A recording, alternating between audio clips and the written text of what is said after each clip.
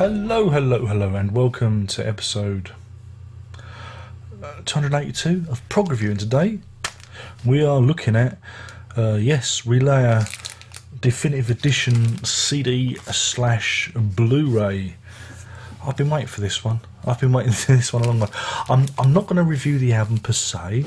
I'm going to leave that at the end of the month because that's when it's the 40th anniversary. But I'm talking about this as a reissue, just so I can double dip. I do that sometimes. I double dip. Who doesn't like to double dip now and again? But yeah, this is hot off the presses. Again, features Mr. Stephen Wilson doing all the remixing work, doing all the heavy lifting. And yeah, I mean, it's probably the most successful of his Yes remixes. Not been too keen. I mean, the others have been all right, but I've not been totally convinced by his Yes remixes. The 5.1 and stereo.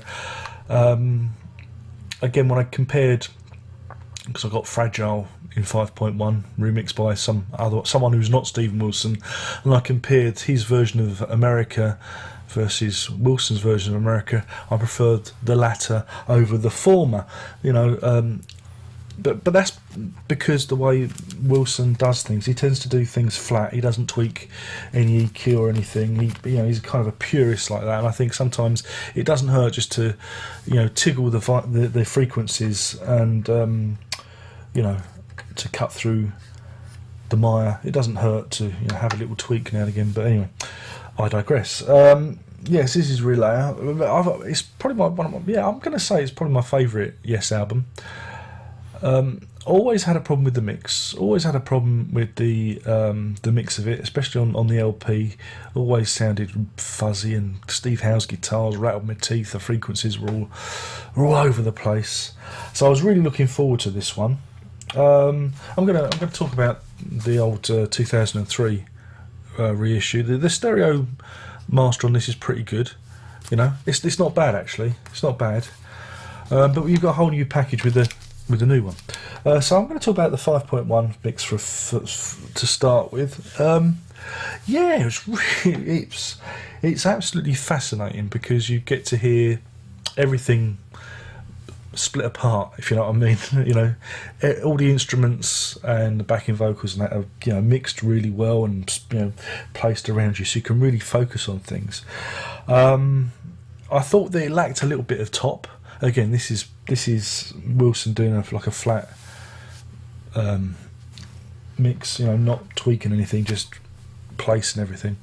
I thought it could do with a little bit of zing in the upper frequencies. The cymbals seemed a little bit not sparkly enough, but that's just me. It's just my ears. But I listened to it a couple of times, and I gradually got into the frequency zone, as it were. But yeah, you pick out a lot of detail. There's an incredible amount of detail on this record. Lots of things to pick up, things that you might not have noticed before. You realise that the stereo mix is incredibly dense because they've layered loads of different sounds over each other. Here, they're spread around, and it really is interesting to listen to. You also realise that it's a bloody mess. They are literally throwing everything into the pot. It's not a structured. I mean, again, this is what they lost with I think Wakeman and Bruford. They were great arrangers. They helped arrange music and structure things. Here, that's the belt. I have to go.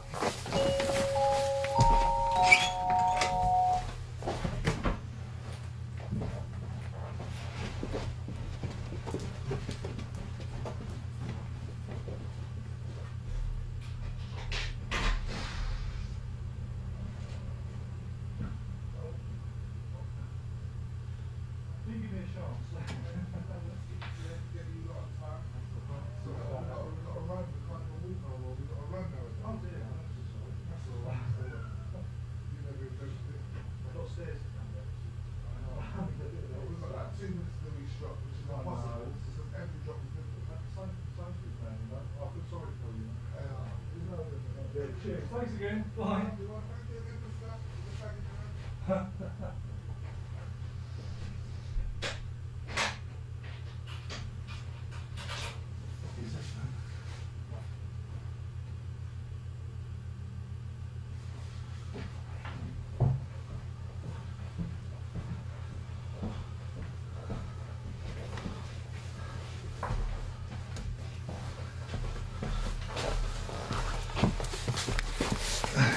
Sorry about that, but this turned up and I don't know what it is. I'm not going to open it now because the idea was to do this quickly before the school run and then edit and do it when I came back. So I don't know what the hell that is. Who knows? It's a mystery. I might have an idea, but I'm all out of breath. It's the stairs, you know. Where was I? God, I was talking about stuff. Yeah, it was a bloody mess. That was it. They just throw everything in, and you do sense, you do, feel that they're kind of just, they've got lots of ideas and they're throwing them all into the pot. You can also hear the edits and that. But it gives a whole new experience. It is very worthwhile hearing the 5.1 surround sound. If you haven't got surround sound and you love this album, I'd say it's worth investing in some speakers just to hear this, because it's just phenomenal, especially when the Gates of Delirium is epic. Marks off though, they edit out all the battle noises. I like the battle noises, I like all that stuff, but they're not on here. They're not on the surround sound mix or the stereo mix, so it's not perfect. It's not perfect, but maybe those effects were missing off the master. I don't know. What else have we got to say? Yeah, I mean, listening to Sound Chaser's good fun again. Boy, is that a busy track. Loads of stuff to take in. And To Be Over is absolutely lush when you hear it in surround sound. It really, it's fantastic. And you hear some extra, the vocals come out the back, and I can't extol the virtues of this release enough. It really is a bit unbiased because I really like the album. The stereo mix again, it's the same.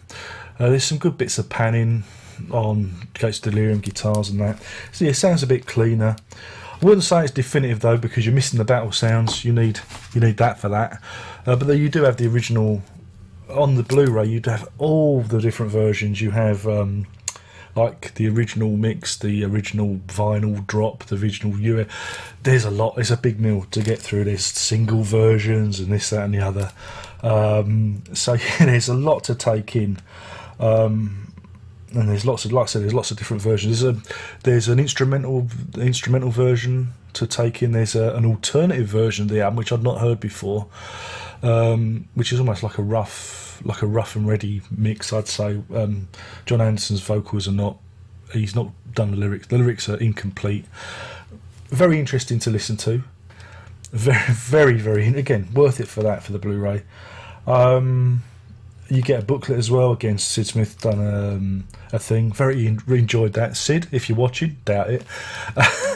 You got a new fan. My daughter loves you. She thought your write-up was very entertaining. What else is there? I mean, when it says definitive, they've really tried to bring everything together. So yeah, I mean, it's not perfect because, like I say, it's not exactly the same as the original mix. But if you've got the Blu-ray or DVD edition, you can't go wrong. You can't complain because you can always fall back on those old versions, if you will.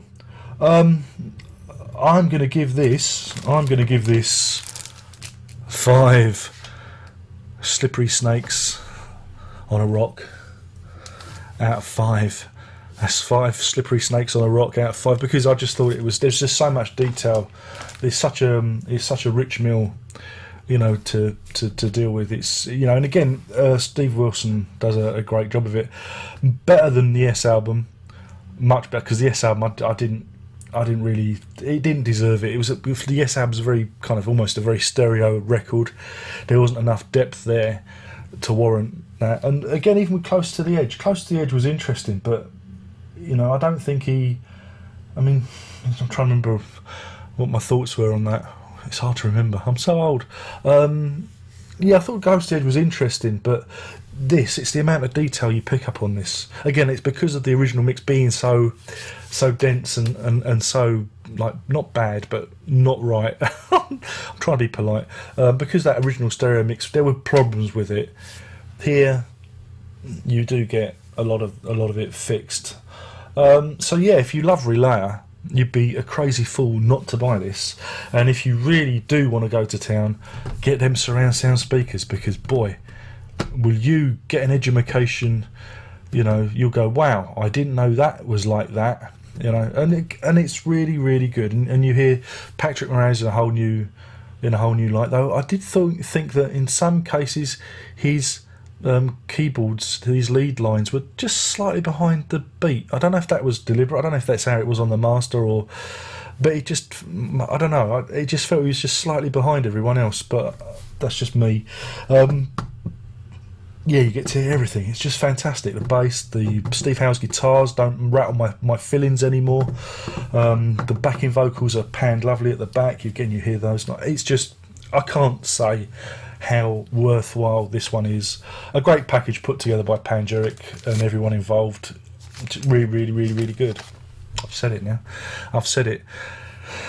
My package put me off, but I have a sneaky, no, that ain't right, sneaky even, a sneaky suspicion it might be a book, because it feels really bloody heavy. Yeah, because I know somebody was going to do something nice for me. I remember somebody saying they were going to send me something nice, and this is going to be very interesting to look at, though I won't be able to film it today because of the kiddie winks, and I'll have to do it tomorrow.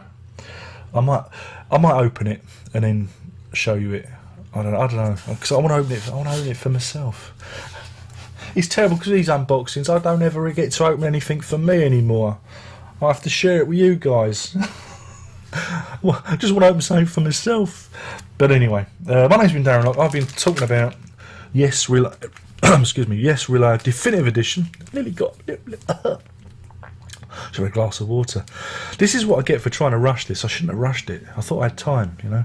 You know what it's like. Got 10 minutes. Be able to sneak one in. But yeah, this is the definitive edition. Excellent stuff. Really, really good. What was I going to say? Yeah, Topographic Oceans. Are they going to do that one? Or Stephen Wilson said he stopped. I don't know. I'd like to hear Topographic Oceans in surround sound. That'd be good fun. What was I going to say? Yeah, I'm going to do a proper review of the album, the actual album itself, closer to the end of November when it's the 40th anniversary. So keep your eyes out for that. And that's it. Only one more thing to say. Are you ready? Brace yourself. Prog on.